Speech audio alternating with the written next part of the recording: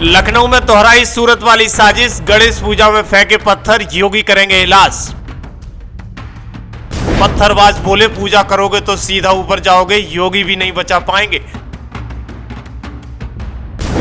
दरोगा के उड़े होश, आनन फानन में आईपीएस ने संभाला मोर्चा, थर थर कांपने लगे आरोपी। आखिर कैसे मुस्लिम युवाओं में हिंदू धर्म के नाम पर कूट कूट कर नफरत भर दी जाती है, जबकि हिंदू धर्म ज्ञान, वैराग्य, भावना और भक्ति से भरा हुआ है, लेकिन फिर भी भारत में मुस्लिम युवाओं को कौन कट्टरता सिखा रहा है, ये बड़े दुर्भाग्य की बात है। दरअसल वाकया उत्तर प्रदेश के लखनऊ का है, जहां गणेश जी की मूर्ति पर पत्थर फेंके गए। इसके बाद हंगामा हुआ, पुलिस ने मोर्चा संभाला।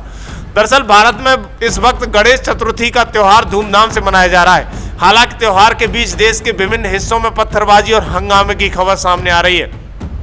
अब हाल ही में खबर आई है कि उत्तर प्रदेश की राजधानी लखनऊ के चिनाट में एक घर में गणेश जी की मूर्ति पर पत्थर फेंके गए। ये घटना देर रात की बताई जा रही है। एक घर में गणेश जी की मूर्ति की स्थापना की गई, जिस पर पत्थर फेंके गए। इस घटना के बाद पूरे क्षेत्र में हंगामा खड़ा हो गया। हिंदूवादी लोग मौके पर पहुंच गए। महज एक नारे ने पूरे लखनऊ की फिजा बिगाड़ने की कोशिश की। उत्तर प्रदेश के लखनऊ में मुख्यमंत्री योगी आदित्यनाथ के आवास से 15 से 20 किलोमीटर की दूरी पर कुछ लोगों ने सांप्रदायिक तनाव की स्थिति पैदा करने की कोशिश की। इसके बाद पुलिस कहाँ चुप रहने वाली थी। पुलिस ने भी उन्हें अंजाम तक पहुंचाने के लिए तैयारी कर ली।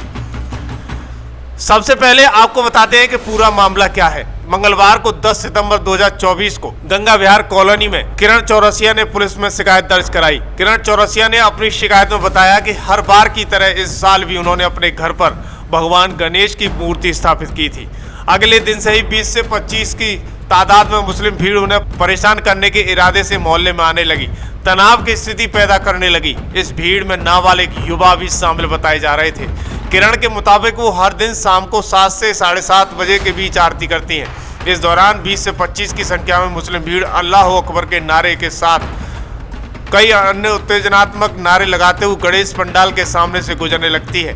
किरण द्वारा बताई गई शिकायत में उन्होंने आगे बताया है, रोज की तरह वो 10 सितंबर को आरती कर रही थी, तब भीड़ आती है। शाम को 7:30 बज रहे होते हैं। तनाव की स्थिति पैदा करने की कोशिश की जाती है। भीड़ द्वारा पंडाल पर पत्थरबाजी की जाती है, धमकियां दी जाती हैं और प्रतिमा के पास रखे कलश को तोड़ दिया जाता है। कुछ देर तक हंगामा करने के बाद मुस्लिम भी हिंदू परिवार को द्वारा से पूजा पाठ करने की, जान से मारने की धमकी देते हुए चले जाते हैं। किरण ने बताया कि उन्हें डर के वजह से वो और अपनी बेटी कमरे में बंद होकर जान बचाई है। पति प्रदीप चौरसिया को फोन कर घटना की जानकारी दी गई। मौके पर पहुंचे प्रदीप चौरसिया को घर पर पहुंचने से पहले ही आरोपी फरार हो गए। मामले की जानकारी मिलते ही तमाम सीनियर अधिकारी पुलिस बल के साथ मौके पर पहुंच गए। हालात का जायजा लिया। पुलिस ने आरोपियों को चिन्हित करके उनकी धरपकड़ प्रयास करना शुरू कर दिया।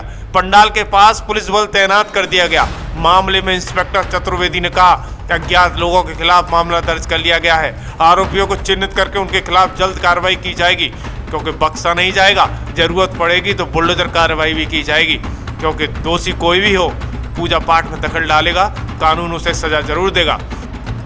आज दिनांक 10 सितंबर 2024 को थाना चिन्हट में गंगा विहार कॉलोनी में रहने वाली किरण चौरसिया द्वारा एक तहरीर थाने को दी गई, जिसमें उनके द्वारा बताया गया कि उनके द्वारा जो घर पर गणेश जी की प्रतिमा स्थापित करी गई थी, वहां कुछ लड़कों द्वारा न्यूसेंस क्रिएट करते हुए उनकी पूजा में विघ्न डाला गया है।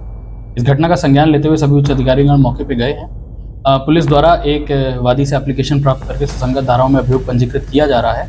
मौके पे शांति है, किसी प्रकार की कोई समस्या नहीं है। अग्रिम विधिक कार्रवाई की जा रही है। आपको बता दें कि अब से कुछ दिन पहले भी गुजरात के सूरत में कुछ ऐसा ही मामला सामने आया था। गुजरात के सूरत जिले में गणेश पंडाल पर पथराव की घटना सामने आई थी। जमकर पत्थरबाजी की थी। कुछ नाबालिगों ने कथित तौर पर पथराव भी किया था। इलाके में तनाव फैल गया था। हजारों स्थानीय लोग आरोपियों के खिलाफ कार्रवाई की मांग को लेकर स्थानीय पुलिस स्टेशन में हंगामा करने लगे। बाद में गुजरात के गृह मंत्री ने मोर्चा संभाल लिया। देखते ही देखते रात में ही उनको सबक सिखाने का प्लान पुलिस ने बना लिया, जिसमें 6 नाबालिग और 27 लोगों को गिरफ्तार किया गया। सुबह होता है, सूरत में फिर से गुजरात के गृह मंत्री हर्ष सिंघवी का ऐलान हो जाता है और जिस इलाके में पत्थरबाजी हुई, नगर निगम अवैध कार्रवाई के खिलाफ बुलडोजर कार्रवाई करके अतिक्रमण को हटाता है और पत्थरबाजों को सजा देने का काम करते हैं। लेकिन अब पत्थरबाजों को तो खुद समझदार होना चाहिए कि ये यूपी है, जो बुलडोजर कार्रवाई यूपी से शुरू होती है वो आज पूरे देश में विदेशों में अपनाई जा रही है। सीएम योगी का साफ और सीधा संदेश है, आप दिल्ली हो, लखनऊ हो, मुरादाबाद हो या मुजफ्फरनगर हो, कायदे में रहोगे, फायदे में रहोगे, नहीं तो बुलडोजर कार्रवाई से जरा भी देर नहीं लगेगी और बुलडोजर कार्रवाई होगी। मेरी पान की छोटी सी दुकान है। क्या हुआ था आज घटना क्या हुई वो बताओ। घटना ये हुई कि हम 7 तारीख को हमने पप्पा को अपने घर में लाकर स्थापना की थी। उसके बाद जो है ये समस्या आई कि हम लोग अब जैसे आरती करेंगे तो गाना तो बजाएंगे ही। गाना बजा रहे थे तो जिस दिन हमने मूर्ति रखी उस दिन कुछ नहीं हुआ, उसके दूसरे दिन से रोज आ रहे थे ये लोग। उसके बाद आज हम यहाँ मंदिर पे भंडारा था तो हम यहाँ थे, हमारी बेटी, हमारी वाइफ और हमारे छोटे भाई की बिटिया थी, वही सब 4 लोग थे और हमारे घर में तुरंत पथराव ने कर दिया, जिसके कारण हमारा कलश और पूजा खंडित हुई। कौन लोग थे वो लोग? थे और कौन था? मूर्ति नहीं खंडित हुई, हमारे बच्चों को बर्मा यही सर से जुदा करो इन लोगों को और कोई बचने ना पाए। हमारी आस्था जो है 7 दिन की मेहनत को बर्बाद करने का इन लोगों का कौन सा हक है?